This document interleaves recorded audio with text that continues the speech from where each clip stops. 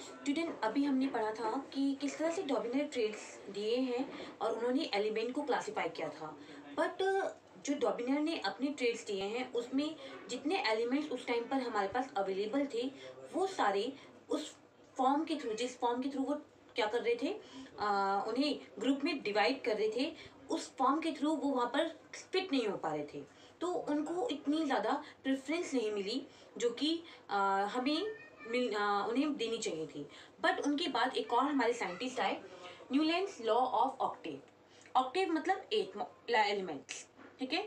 Newlands ने डॉबिनर की trades में थोड़ी सी चेंजेस किए और उस बेसिस पर अपना एक लॉ दिया, ऑक्टेव, लॉ ऑफ ऑक्टेव।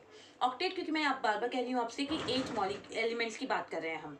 यहाँ पर उन्होंने कुछ इस टाइप से एक हॉरिजॉन्टल लाइन ली 7 ग्रुप्स की, और उन्होंने कहा जो मान लीजिए अगर हम यहाँ से काउंट करना स्टार्ट करते हैं 1 2 3 4 5 6 7 8, तो पहले वाले से जो 8 एलिमेंट है उनकी प्रॉपर्टी कैसी है, उनकी केमिकल प्रॉपर्टी सेम है, और उस बेसिस पर उन्होंने इस तरह से एक चार्ट किया और उसको उन्होंने लॉ ऑफ ऑक्टेव कहा। इन्होंने ये जो लॉ ऑफ ऑक्टेव लिया, उन्होंने किस चीज़ से प्रेरित होकर लिया, जैसे हम नोट म्यूजिक के जो नोट्स होते हैं, ठीक है, उनके बेसिस पर उन्होंने ये क्लासिफिकेशन दिया था एलिमेंट्स का। देखिए, the order of increasing atomic mass, ठीक उसी तरह से जैसे आपके डॉबिनियर ने किया था। यहाँ पर उन्होंने केमिकल प्रॉपर्टी मेन पॉइंट में रखी, और दूसरा एटॉमिक मास, ऑर्डर में इंक्रीजिंग ऑफ एटॉमिक मास। तो ये उन्होंने कहा the order of increasing atomic mass, the repetition of 8 note in an octave of music। मैंने बताया ना कि उन्होंने ये किस चीज से प्रेरित होकर उन्होंने ये टेबल बनाई।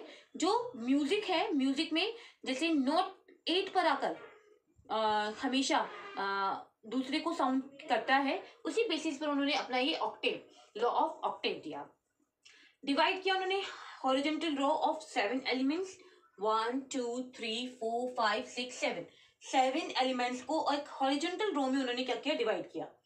मेनली उस टाइम पर ना तो नोबल गैस आप लोग ऑलरेडी जानते हो, जिनके आउटर मोस्ट शेल में 8 इलेक्ट्रॉन होते हैं और स्टेबल होते हैं, वो किसी से रिएक्ट नहीं करते, उन्हें हम नोबल गैस या इनर्ट गैस बोलते हैं। उस टाइम पर ना तो इनर्ट गैस या नोबल गैस डिस्कवर्ड नहीं हुई थी, तो इस ग्रुप में आपको यहाँ पर ना तो इनर्ट गैस मिलेगी और ना ही नोबल गैस, ठीक है। क्लास एक और छोटी सी प्रॉब्लम थी, ये जो उन्होंने टेबल प्रिपेयर की थी ये सिर्फ कैल्शियम तक ही फंक्शन को शो कर पा रही थी। Classify element only up to calcium. उसके बाद के जितने एलिमेंट्स थे, क्योंकि उस टाइम पे बहुत सारे एलिमेंट्स और क्या हो चुके थे, डिस्कवर हो चुके थे, डिटेक्ट हो चुके थे, वो सारे क्या नहीं आ रहे थे उस टेबल में, क्या नहीं हो रहे थे, फिट नहीं हो पा रहे थे। More new elements are there but they could not be fitted into the octave structure. तो ये सबसे बड़ी प्रॉब्लम थी जो न्यूलैंड ने अपना लॉ दिया था, लॉ ऑफ ऑक्टेव। मेनली उन्हें भी बहुत सारी कमियां हमें उनके इस टेबल में देखने को मिली, जैसे कि classify element only up to calcium.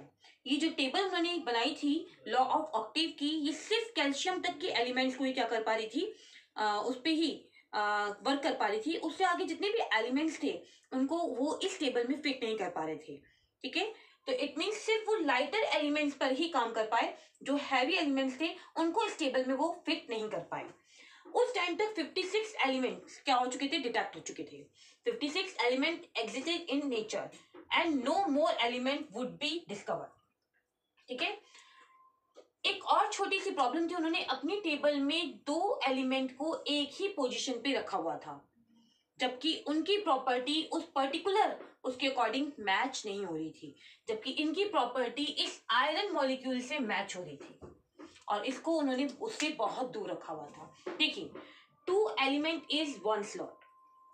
एक, जैसे हम 8 का बात करते हैं तो उन्होंने एक स्लॉट में 2 डिफरेंट एलिमेंट्स को रखा हुआ था, ठीक है, जैसे कि कोबाल्ट एंड निकिल, जिनकी प्रॉपर्टी एक दूसरे से बिल्कुल डिफरेंट है, जबकि इनकी प्रॉपर्टी किससे मैच कर रही थी, इस आयरन से मैच करती थी, जबकि उसको उन्होंने टेबल में उससे क्या रखा हुआ था, बहुत फार दूर रखा हुआ था।